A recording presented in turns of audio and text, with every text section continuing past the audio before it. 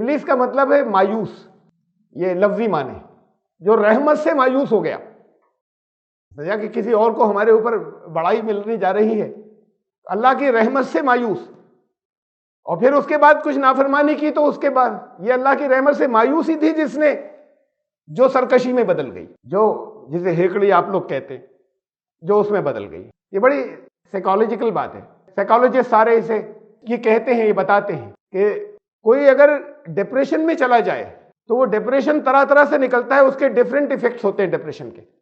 یہ ابلیس مایوس ہو گیا، نا امید ہو گیا، یہ ایک ڈپریشن کی کیفیت ہے۔ اور جو ڈپریشن کے پیشنٹس کا ڈپریشن طرح طرح سے نکلتا ہے، کہیں تو وہ ہوتا ہے کہ سیکلوژن میں چلے جاتے ہیں، اکیلے کسی سے بات نہیں کر رہے ہیں، کہیں ڈپریشن جو ہے وہ ایگریشن پیدا کرتا ہے، جارحانہ انداز، سرکش ہو جانا، یہ بھی ڈپریشن کی وجہ سے ہوتا ہے۔ تو یہاں ابلیس جو ہے یہ مایوس ہوا، شیطان کا مطلب ہے ایگریسو، سرکش۔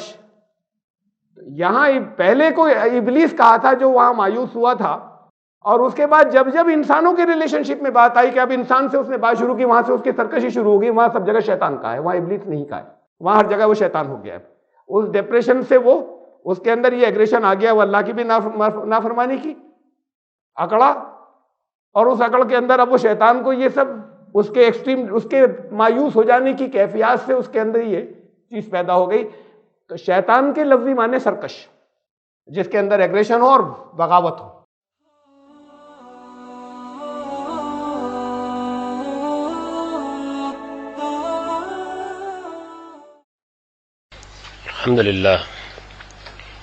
الحمدللہ رب العالمین، والصلاة والسلام علی محمد الامین، واعوذ باللہ من الشیطان الرجیم، بسم اللہ الرحمن الرحیم۔ خواتین و حضرات، قصہ آدم و ابلیس میں دوسرا واقعہ زیر مطالعہ ہے۔ اس میں ہم نے الفاظ کے معنی بھی دیکھ لیے تھے، اس کا سادہ اور رواں ترجمہ بھی کر لیا تھا۔ وہ چیزیں زیر بحث تھیں جو بطور خاص اس میں سمجھنے کی ہیں۔ میں یہ بات عرض کر چکا ہوں اور اس کی کچھ مزید وضاحت کر دیتا ہوں کہ عام طور پر تو یہ سمجھا جاتا ہے کہ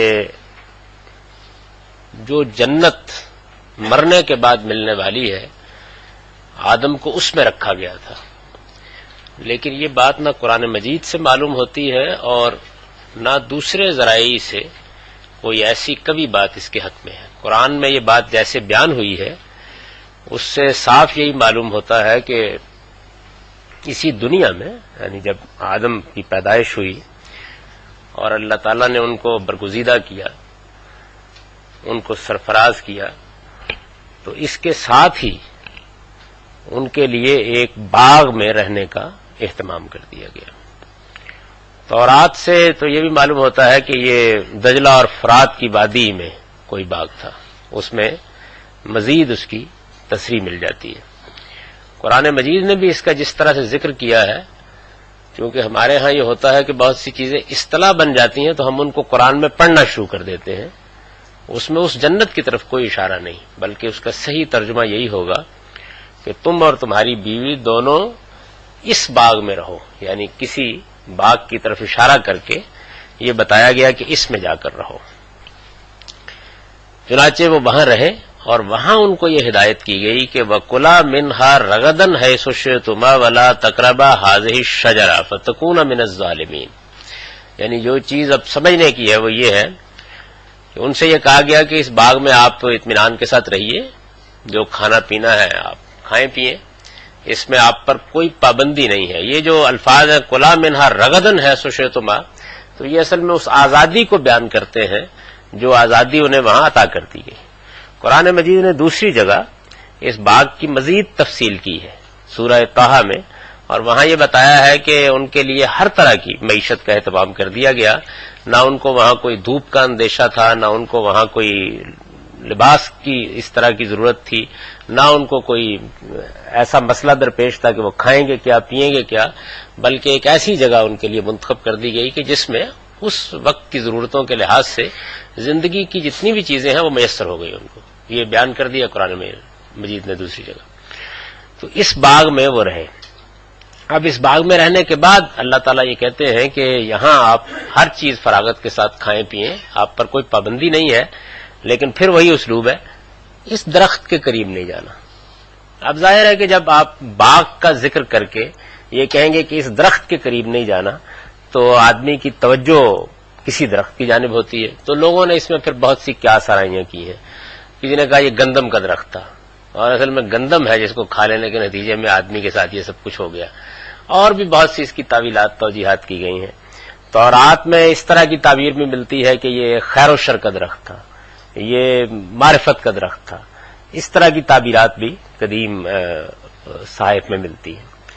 قرآن مجید میں جب میں اس پہ غور کرتا ہوں تو مجھے محسوس ہوتا ہے کہ چند باتیں بالکل واضح ہیں. ایک تو یہ کہ یہاں تو اگرچہ یہ کہا گیا یہ درخت، اور ظاہر ہے کہ جب اس سیاق میں آپ کہتے ہیں کہ یہ درخت تو آدمی کی توجہ کسی خاص درخت کی طرف بھی جاتی ہے. لیکن دوسری جگہ قرآن ہی نے خاص طور پر سورہ طٰہٰ کی 120 آیت میں یہ واقعہ پھر بیان ہوا ہے. تو وہاں یہ بات واضح کر دی ہے کہ یہ اس طرح کا درخت نہیں ہے، یعنی انگور زیتون اس کا درخت نہیں ہے، بلکہ درخت کا لفظ یہاں مجازی مفہوم میں استعمال ہوا ہے.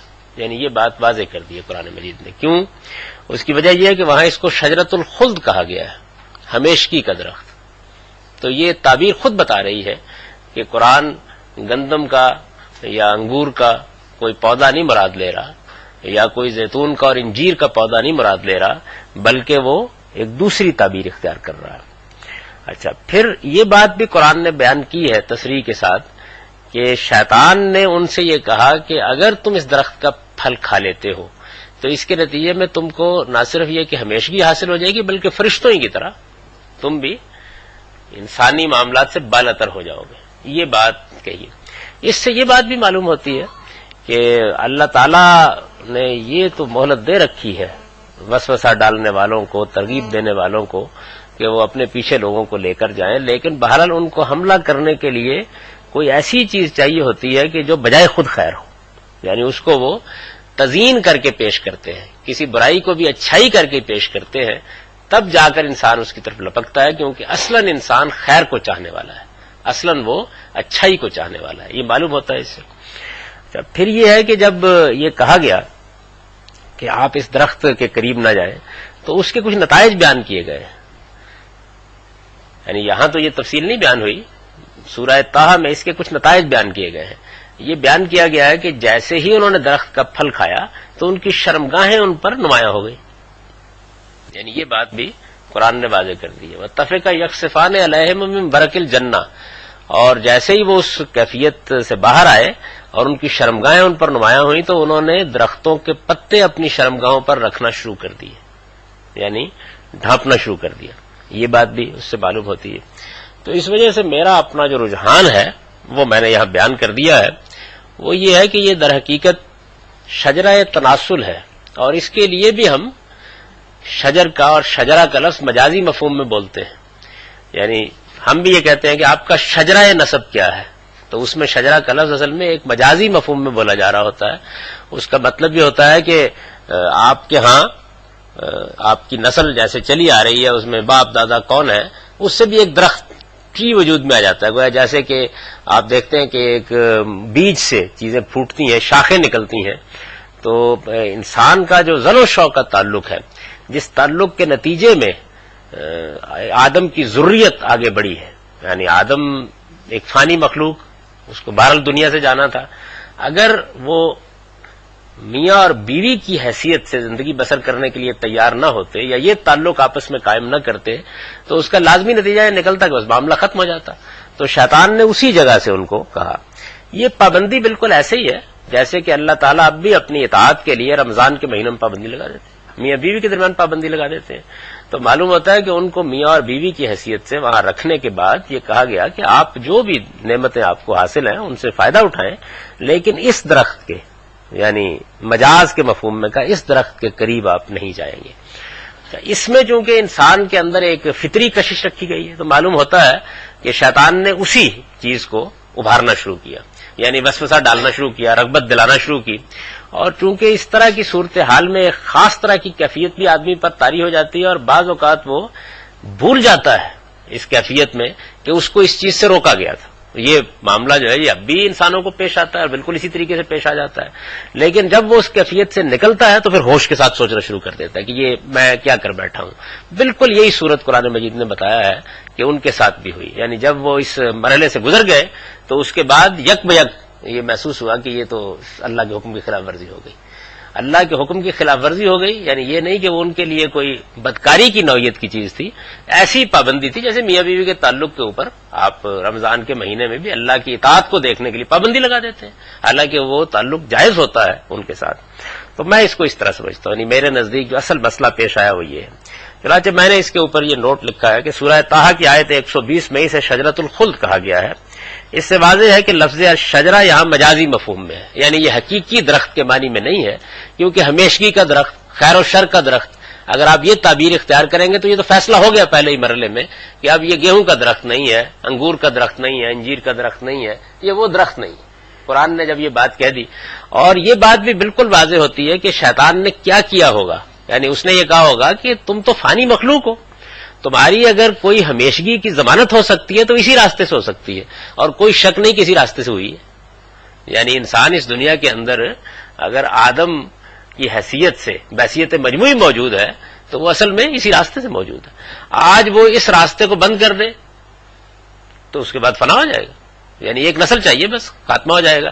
تو اس نے کہا یہی کہ میں تم کو ایک ایسی بادشاہی کے بارے میں نہ بتاؤں کہ جو کبھی ختم نہیں ہوگی اگر تم میری بات مان لو. قرآن مجید نے یہی کہا ہے, هل ادلکم علی شجرۃ الخلد وملک لا یبلی.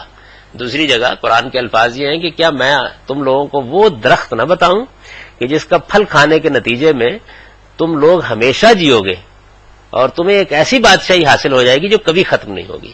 یہ بڑی خوبصورت تعبیر ہے اسی صورتحال کی جو آدم اور اس کی ضروریت کو درپیش ہے.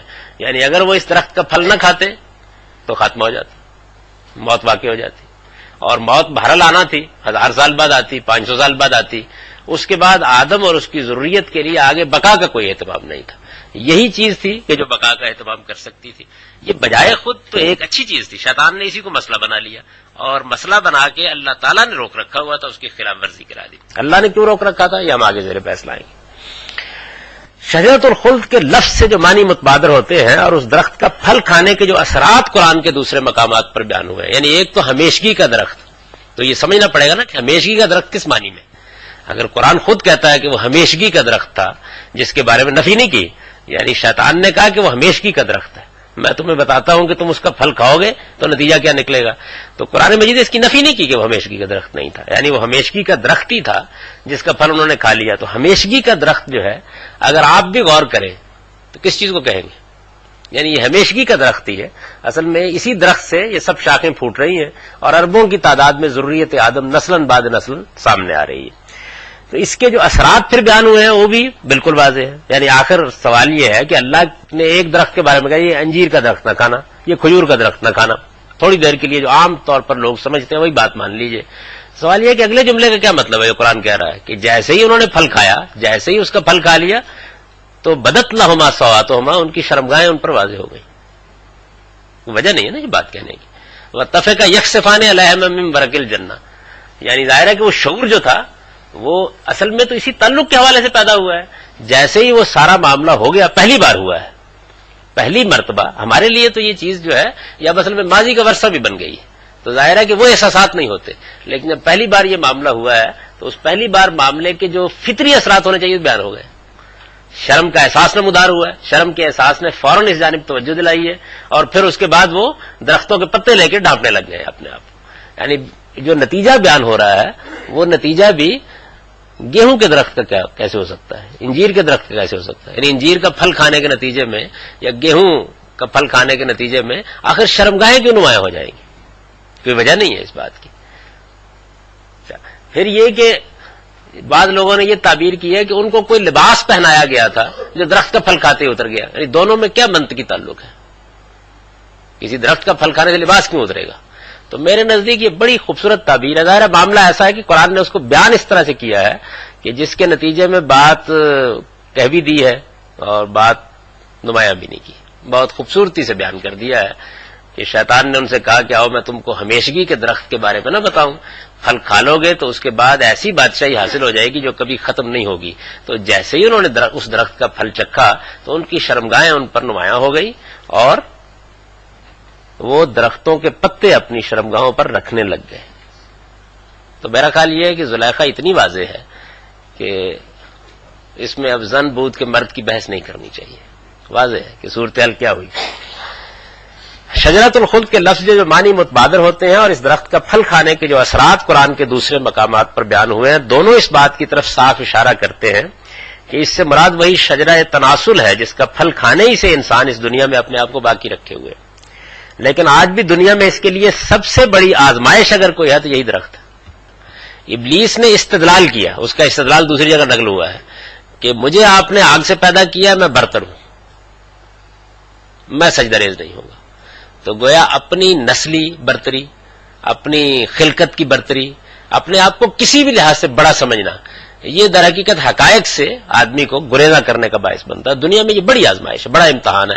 دوسرا امتحان یہ ہے، چنانچہ سورہ اعراف میں جب یہ واقعہ قرآن نے بیان کیا ہے تو وہاں مزید تفصیل کی ہے اور یہ کہا ہے کہ شیطان نے جس طریقے سے اس وقت تمہارے ماں باپ کو برہنہ کرا دیا تھا وہ اب بھی اسی راستے سے حملہ کرے گا. یعنی وہاں مزید اس کو واضح کر دیا ہے. تو چنانچہ حملہ اب بھی اسی راستے سے، اب بھی یہی درخت ہے جس کا پھل کھانے کی شیطان ترغیب دیتا ہے. اور اللہ تعالیٰ نے چونکہ اس کے لیے کچھ حدود مقرر کر دی ہیں، بالکل پابندی تو اٹھا دی لیکن کچھ حدود مقرر کر دی ہیں، تو وہ ان حدود سے باہر لے جانے کی کوشش کرتا ہے.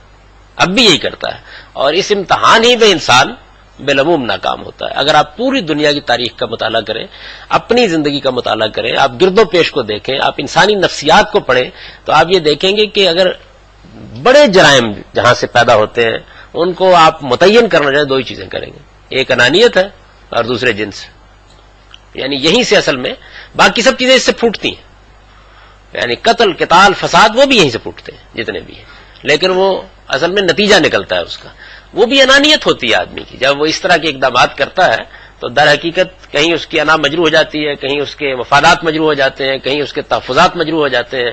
اس کا نتیجہ یہ ہوتا ہے کہ وہ ایک خاص طرح کا رد عمل ظاہر کرتا ہے. تو یہ بڑی ہی خوبصورت صورتحال اللہ تعالیٰ نے پیدا کی کہ ان کو جنت میں ایک باغ میں رکھا اور باغ میں رکھنے کے بعد یہ بات نمایاں ہونے دی کہ تم کیا ہو، تمہارے ساتھ ہوگا کیا، حملہ کدھر سے ہوگا، مسائل کہاں سے پیش آئیں گے، تمہارے لیے نمونہ کیا ہونا چاہیے، تمہیں بچنا کس چیز سے چاہیے. یعنی یہ ساری جتنی داستان ہے یہ بالکل یوں سمجھ لیجئے کہ ایک عملی تصویر بن کر سامنے آ گئی اس کے نتیجے میں. تو وہ تصویر ہے جس کو یہاں مختصر طریقے سے بیان کیا گیا ہے. لیکن آج بھی دنیا میں اس کے لیے سب سے بڑی آزمائش اگر کوئی ہے تو یہی درخت ہے. سورہ اعراف کی آیت 27 سے معلوم ہوتا ہے کہ شیطان سب سے بڑھ کر اسی کو فتنے کا ذریعہ بناتا ہے. یعنی وہاں یہی واقعہ سنانے کے بعد پھر یہ کہا ہے کہ وہ اب بھی یہی کرے گا. تو اب بھی وہ کیا کرتا ہے، یعنی آگے انار کا درخت کھلاتا ہے. یہ کہا ہے نا قرآن مجید نے کہ یہ واقعہ ہوا اور شیطان نے تمہارے ماں باپ کو جنت سے نکلوایا، میری نعمتوں سے محروم کرایا، اب بھی وہ یہیں سے حملہ آور ہوگا. تو وہ کیسے حملہ آور ہوتا ہے اب یہاں سے؟ ظاہر ہے کہ نتیجے اور واقعے کو اگر آپ ملا دیں تو وہی صورت بنتی ہے، کوئی اور صورت نہیں بنتی. اللہ تعالیٰ نے میاں بیوی کو ایک دوسرے کے لیے لباس قرار دیا اور انہیں اجازت دی کہ وہ یہ لباس پہن کر اس درخت کا پھل کھائیں. لیکن شیطان ہمیشہ انہیں اس لباس کے بغیر ہی اس کا پھل کھانے کی ترغیب دیتا رہتا ہے. کیا کرتا ہے؟ بس یہ کرتا ہے. یعنی جو اللہ نے ملبوس تجویز کیا ہے اس کو وہ کہتا ہے کہ اتار دو. قرآن مجید نے یہ استعارہ استعمال کی دوسری جگہ، عورتیں تمہارے لیے لباس ہیں اور تم ان کے لیے لباس ہو. تو اس کا مطلب یہ ہے کہ ایک پردہ ہے جس کا اہتمام کیا گیا ہے اس درخت کا پھل کھانے کے لیے. شیطان کہتا ہے اس کو اتار دو کیونکہ بیوی لباس ہے نا، دوسری عورت تو لباس نہیں ہے. تو اس وجہ سے بڑے خوبصورت اسلوب میں اس جانب اشارہ کر دیا گیا ہے. تو یہ میرے نزدیک اس کا مطلب ہے. اس کے بعد یہ بات میں پہلے واضح کر چکا ہوں کہ آدم ظاہر ہے کہ اللہ تعالیٰ نے ان کو پیغمبری کے منصب پر فائز کرنا ہے، وہ معمولی شخصیت نہیں ہے. یعنی ہمہ شمار نہیں ہے، ایک غیر معمولی شخصیت ہے. تو یہ سوال پیدا ہوتا ہے نا کہ ایک درخت مثال کے طور پر کہا گیا یہ انگور کا درخت ہے، پھل نہیں اس کا کھائیں گے، تو اس کا پھل کھانے پہ آمادہ کرنے کے لیے وہ کیا محرک ہے جو انسان کے اندر پیدا ہوتا ہے. یعنی ایک قرآن مجید کہتا ہے وَنَسْيَ وَلَمْ نَجِدْ لَهُ عَزْمًا، یعنی شیطان نے جب ان کو بار بار آ کے ترغیب دینی شروع کی تو اس کے نتیجے میں وہ کچھ خود فراموش ہو گئے اور اپنے عزم پر قائم نہیں رہ سکے. تو یہ چیز جو پیدا ہوئی آدم کے اندر، اور ظاہر ہے کہ ایک غیر معمولی اچھائی کے لیے پیدا ہوئی، یعنی شجرہ خلد کا ہے نا، ہمیشگی حاصل کرنے کے لیے، اپنی نسل کی بقا کے لیے. تو یہ چیز ان کے اندر پیدا، لیکن آپ کتنی ترغیب بھی دے دیں، سوال یہ ہے کہ کوئی محرک ہونا چاہیے نا. مثلا مال کے لیے انسان کے اندر ایک رغبت رکھی گئی ہے، تو جب آپ مال کی رغبت کی طرف اس کو ترغیب دیتے ہیں تو کچھ وقت کے لیے وہ مزاحمت کرتا ہے، پھر مزاحمت کرتا ہے، اور پھر جب یہ دیکھتا ہے کہ اچھا اس سے تو یہ چیز آسانی سے حاصل ہو سکتی ہے، تو چونکہ رغبت بہت ہے اندر، تو اس وجہ سے کوئی نہ کوئی غلط کام کر ڈالتا ہے. یعنی آپ ویسے مثال کے طور پر اس ہال میں داخل ہوں اور داخل ہو کہ اس نشست پر نہیں بیٹھنا، تو آدمی نہیں بیٹھے گا. یعنی کوئی دائیات ہونے چاہیے نا اندر، جس کو ابھارنے، جس کو ترغیب دینے کے نتیجے میں آدمی نسیا و لم نجد لہو عزما کی کیفیت میں مبتلا ہو جائے، یعنی ایک خود فراموشی کی کیفیت اس پر طاری ہو اور وہ کچھ دیر کے لیے بھول جائے کیا ہو گیا ہے. یہ ہونا چاہیے. تو قرآن مجید نے اس کو بیان کیا ہے.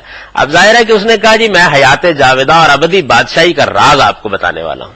یہاں سے تو اصل میں گویا متوجہ کرنے کا عمل اس نے شروع کیا، لیکن متوجہ کرنے کا جو عمل ہے یہ کامیاب نہیں ہو سکتا تھا جب تک کہ اندر ایک غیر معمولی داعیہ موجود نہ ہو. تو وہ خدا نے رکھا ہے.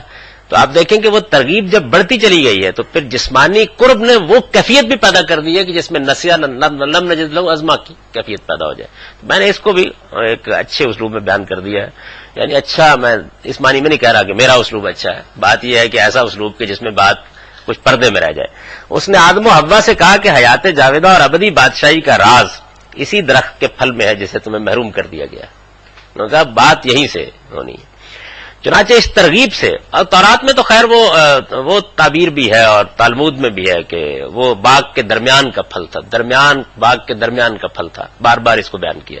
چنانچہ اس ترغیب سے وہ اس پھل کی طرف متوجہ ہوئے اور اس کی خواہش میں جو غیر معمولی کیفیت انسان پر طاری ہو جاتی ہے اس سے مغلوب ہو کر شیطان کے فریب میں آ گئے اور یہ پھل کھا بیٹھے. یعنی یہی بات کرینِ قیاس بھی ہے، ورنہ ایک غیر معمولی ہستی یہ نہیں ہو سکتا تھا کہ اس طرح کی صورتحال کا شکار ہو جائے. اور اب بھی غیر معمولی سے غیر معمولی ہستی، یعنی پھر دوسری مثال قرآن نے دی ہے کہ جب زلیخا نے دروازے بند کر لیے اور اس نے کہا یوسف سے ہے تلک آ جاؤ، تو تب اللہ تعالیٰ کہتے ہیں کہ اگر ہماری برہان نمودار نہ ہو جاتی تو وہ بھی آمادہ ہو چکی تھی اور وہ بھی آمادہ ہو جاتا. یعنی یہ محض شیطان کی تقریر سے نہیں ہو سکتا، اس کے اندر انسان کے اندر دائیات رکھے گئے ہیں اس کے لیے. چنانچہ انہی کو اس نے ابھارا، قرب پیدا کیا، اور اس کے بعد وہ کیفیت. اچھا، جب اس کیفیت سے انسان نکلتا ہے ہوش آ جاتا ہے. وہی ہوش ہے جس میں تفقہ یکسفان علیہم من برق الجنہ، یعنی پھر وہ یہ کیا ہو گیا، اور پھر وہ درختوں کے پتے جو تھے اس سے انہوں نے اپنی شرمگاہ ڈھانپنی شروع کر دی. یہ قرآن نے تصویر کھینچی ہے. اب میرے خیال کے مطابق تو صورتحال واضح ہے، لیکن اس کے باوجود اگر آپ کہتے ہیں کہ یہ انار کا درخت ہے تو میں اس پہ کوئی زیادہ بحث نہیں کرتا. میرے نزدیک اس کا صحیح مفہوم یہ ہے کہ جو کشمکش اس دنیا میں پیدا کی گئی ہے اس کے لیے دو چیزوں کی ناگزیر ضرورت ہے: انسان کا اپنا وجود، اور انسان کے اپنے وجود کے اندر کیا چیز ہے. یعنی یوں نہیں ہے کہ انسان کے اپنے وجود کے اندر خیر کی طرف لپک پڑنے کے غیر معمولی دائیات ہیں، نہیں، خیر کا پوٹینشل رکھ دیا گیا ہے. ان دائیات کے لیے ترغیب کی ضرورت ہوتی ہے. یہ ترغیب ماحول سے ملتی ہے، معاشرے سے ملتی ہے. چنانچہ یہ کام فرشتے کرتے ہیں، یعنی وہ ان دائیات کو ابھارتے ہیں، اطاعت کے دائیات، اللہ کی طرف تعلق کے دائیات، ان کو ابھارتے ہیں. یہ دوسری ضرورت بھی ہے امتحان کے لیے کہ کوئی شر کے دائیات کو ابھارنے والا بھی ہو، اور یہ کام شیاطین کرتے ہیں. چنانچہ قرآن مجید نے دوسری جگہ جب آپ پڑھیں گے قرآن کو تو جگہ جگہ یہ تعبیریں اختیار کی ہیں، خاص طور پر سورہ ناس اور سورہ فلق میں. سورہ ناس میں تو بالکل ہی نمایاں کر دیا. یعنی یوں سمجھیے کہ دبک کر بیٹھے ہوئے شیاطین موجود ہیں، انسانوں کے اندر بھی پیدا ہو جاتے ہیں اور بہرحال جنات کے اندر تو موجود ہی ہے. وہ اپنا کام کرتے کیا ہیں؟ وہی کرتے ہیں جو فرشتے خیر کے لیے کرتے ہیں. یہاں بھی کوئی بے انصافی نہیں کی گئی. فرشتے مستقلاً انسان کے اندر اعلیٰ دائیات کو ابھارتے ہیں، سب آتے قدم پیدا کرتے ہیں، نیکی کی ترغیب دیتے ہیں، خیر کی ترغیب دیتے ہیں. چنانچہ آپ دیکھیں گے کہ حدیثوں کے اندر بہت سے واقعات بیان ہوئے ہیں کہ جہاں معلوم ہوتا ہے کہ وہ اپنا کام کر رہے ہوتے ہیں. ظاہر ہے کہ جس وقت حضرت یوسف کا معاملہ بھی ہوا ہے تو خدا کی برہان جو ہے وہ فرشتے ہی لے کر نمودار ہوئے ہوں گے. یعنی یہ سارے معاملات جتنے وہ فرشتے کر رہے ہوتے ہیں، اللہ کی توفیق بخشی کا کام کر رہے ہوتے ہیں، کسی موقع پر اللہ تعالیٰ کی کسی نعمت کی توجہ دلا رہے ہوتے ہیں، لیکن ترغیب کے ہاتھ نہیں پکڑتے. ترغیبات جو ہیں وہ خیر کی پیدا کر رہے ہوتے ہیں. کبھی آپ کو اس کا تجربہ ہوا ہو کہ جس وقت کوئی باشعور انسان، یعنی ایک تو یہ نا کہ آدمی نے اپنے آپ کو مسخ کر لیا ہے، وہ اب کچھ سوچنے کے لیے تیار نہیں ہے، ایک باشعور انسان جب برائی کی طرف بڑھ رہا ہوتا ہے تو کبھی تھوڑی دیر کے لیے رک کر اپنا تجزیہ کیجئے اس وقت ہو کیا رہا ہوتا ہے. آپ حیران ہوں گے کہ اس وقت شیاطین اور فرشتے دونوں اپنا کام پوری قوت سے کر رہے ہوتے ہیں. یعنی اگر کوئی شخص بصیرت رکھتا ہے دونوں کو دیکھ سکتا ہے، اسے معلوم ہو جاتا ہے کہ دونوں کے درمیان اصل کشتی ہو رہی ہے. پھر اس میں ظاہر ہے کہ کسی کو کامیابی ہو جاتی ہے، کسی کو ناکامی ہو جاتی ہے، کیونکہ اللہ تعالیٰ نے مہلت تو دے رکھی ہوئی ہے. تو یہ جو ابلیس ہے اس کی طرف اشارہ ہے. یعنی ابلیس تمہارا دشمن ہے اور تم اس کے دشمن ہو، تمہارے اور اس کے درمیان فطری تعلق دشمنی کا ہے، لہذا تم کو ہمیشہ اسے اپنا دشمن ہی سمجھنا چاہیے. یعنی یہ فیصلہ اس موقع پر ہو گیا کہ ابلیس اور اس کی ذریت نے یہ فیصلہ کر لیا ہے. ابلیس اور اس کی ذریت نے فیصلہ کر لیا ہے کہ اس نے آدم کو گمراہ کرنا ہے. یہ کام اس نے کیا. اب ظاہر ہے کہ وہ جنات کی مخلوق کے اندر سے اپنی ذریت پیدا کرتا رہتا ہے، اور پیدا کر کے جس کو قرآن نے دوسری جگہ کہا کہ ہوا و قبیلہ ہو، وہ اور اس کا قبیلہ دونوں مل کے اپنا کام انجام دیتے رہتے ہیں. اچھا، اس کے بعد قرآن مجید نے یہ بیان کیا ہے کہ اللہ تعالیٰ نے فرمایا کہ ٹھیک ہے یہ معاملہ ہو گیا، تمہیں ایک خاص وقت تک زمین پر ٹھہرنا ہے اور وہیں گزر بسر کرنی ہے. پھر آدم نے اپنے پروردگار سے توبہ کے چند الفاظ سیکھ لیے. نافرمانی ہو گئی تھی، یعنی اللہ تعالیٰ نے روکا تھا. تو اللہ تعالیٰ نے جب روکا انسان کو تو یہاں بھی روکا ہے. تو کیا یہ ہے کہ انسان غلطی نہیں کرے گا؟ اس واقعے میں یہ بتا دیا کہ غلطی ہو جائے گی جب ترغیب کے سامان اس درجے میں ہوں گے تو ہو جائے گی. حد یہ ہے کہ آدم جیسی برگزیدہ شخصیت سے بھی ہو جائے گی، حوا جیسی برگزیدہ شخصیت سے بھی ہو جائے گی، غلطی ہو جائے گی. اصل مطالبہ کیا ہے؟ اصل مطالبہ یہ ہے کہ غلطی جب ہو جاتی تو اس کے بعد آدمی نے کیا کیا؟ یعنی اس کو اپنا زندگی کا حسن بنا لیا، اس سے محبت کرنی سیکھ لی، اسی میں جینا سیکھ لیا، اسی میں رہنا سیکھ لیا، اسی کو کھانا پینا شروع کر دیا. یہ کیا. اگر اس نے یہ کیا ہے تو قرآن مجید ایک دوسری جگہ اس کو بیان کرتا ہے کہ احاطت بہی خطیئتہ، پھر تو گویا گناہ نے احاطہ کر لیا. یعنی اب گناہ نے اس کے اندر خیر کے داخل ہونے کی جگہ کوئی نہیں چھوڑی، وہ تو مسئلہ ختم ہو گیا. لیکن اگر اس کے اندر ضمیر جاگتا ہے، اس کے اندر شعور موجود ہے، اس کے اندر اللہ تعالیٰ کی ذات کا صحیح تصور موجود ہے، تو وہ کیا کرے گا؟ یعنی اس کے اندر ندامت پیدا ہوگی، ندامت پیدا ہوگی، خدا کی طرف رجوع پیدا ہوگا. اور یہ چیز جیسے ہی وجود میں آتی ہے تو گویا انسان کے لیے تطہیر اور پاکی کا باعث بن جاتی ہے. یعنی اللہ تعالیٰ جیسے آپ کے کپڑے پر داغ لگا، آپ دھو دیا، صاف ہو گیا. تو اس کو قرآن مجید توبہ کی اصطلاح سے استعمال کرتا ہے، تعبیر کرتا ہے.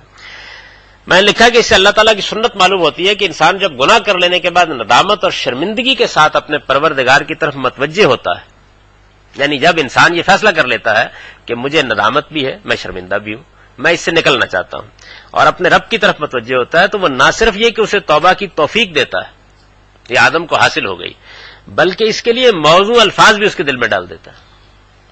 یعنی اللہ تعالیٰ کی طرف سے اب یہ موضوع الفاظ ظاہر ہے کہ دل میں ڈالنے کی ضرورت اس لیے نہیں ہے کہ یہ موضوع الفاظ خود اپنی ایک تاریخ بنا چکے ہیں. یعنی وہ پیغمبروں نے بہت سکھا دیے ہم کو، لیکن جب پہلا معاملہ ہوا تو یہ آج تو ہے نا کہ دعا کیسے مانگی جائے.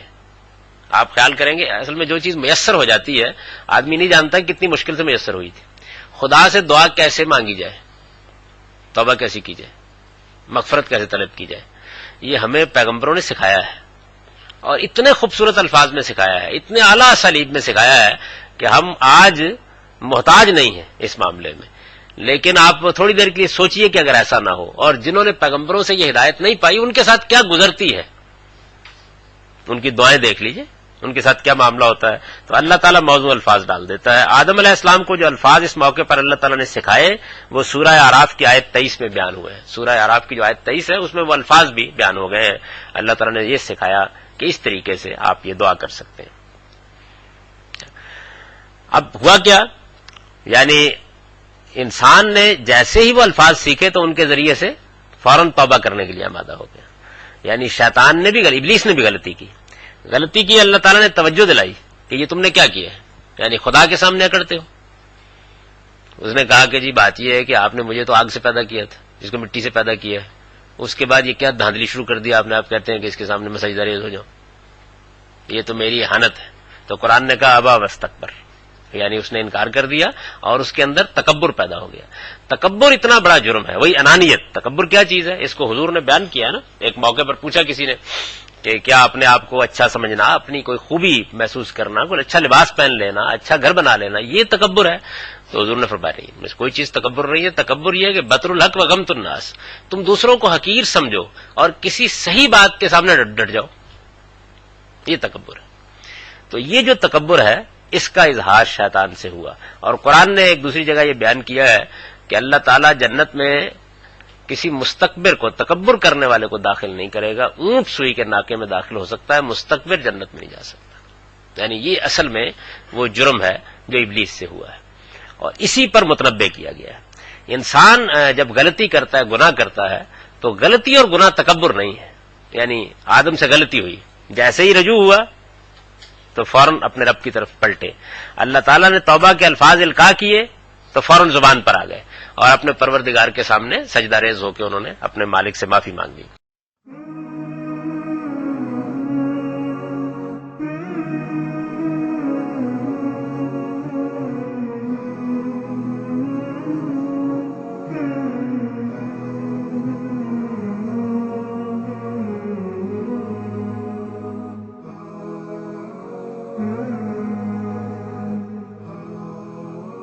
Mm-hmm.